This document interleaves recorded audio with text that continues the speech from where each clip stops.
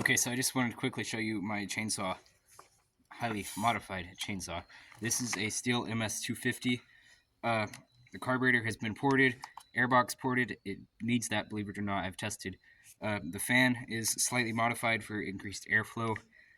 We have, obviously, a custom exhaust manifold made with a 50cc tuned pipe. This is a 45cc saw. Yeah, 45cc, so 50cc pipe is real close to the right size, and I went ahead and made it a bit longer, just for a bit lower RPM power.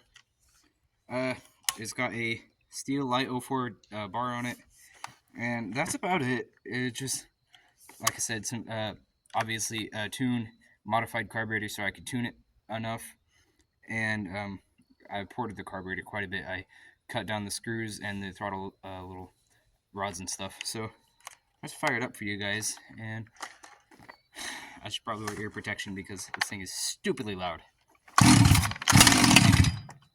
It might glitch out the microphone, so we'll see.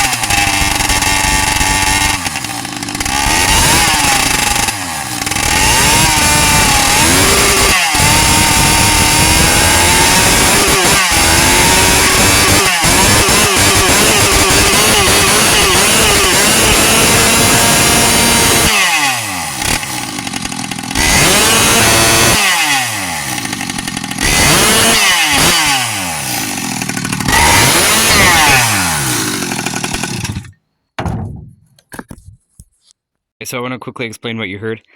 Just coming off idle, you can see I'm just barely moving the throttle, and it goes wham, and that's when it comes on the pipe. The engine just suddenly revs up a ton, and that's what is causing it to kind of have a weird throttle response, and what causes it to kind of like jerk in my hands.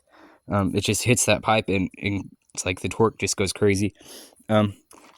Whenever I started trying to rev it, and it started missing, and then it started missing, that's because this carburetor barely pumps enough fuel for how much this is drawing. So it just ends up, choking. It just doesn't have any fuel. So you have to sit there and let it get all the air bubbles out of the line for like a good 30 seconds before it starts running. As far as how much power this makes, well, I compared it to a 24-inch stihl farm boss, I believe it was, and this made significantly more power and cut a lot sharper than it, even with a good sharp chain on both saws. I don't have evidence. I'll probably show that in a later video if you guys ask for it. But I'll definitely show it cutting it at some point. But yeah, I mean, this 18-inch bar, you can just bury it, and it doesn't, that's about the limit of the power. So you have to keep it on the pipe, of course. You can't let it lug down like a lot of chainsaws. But yeah, it just runs absolutely amazingly. If you have one of these saws and a bit of free time, I recommend making one of these pipes. This has also a ported cylinder, but it's barely ported. I didn't know what I was doing when I rebuilt this many years ago. So it's just basically a stock cylinder.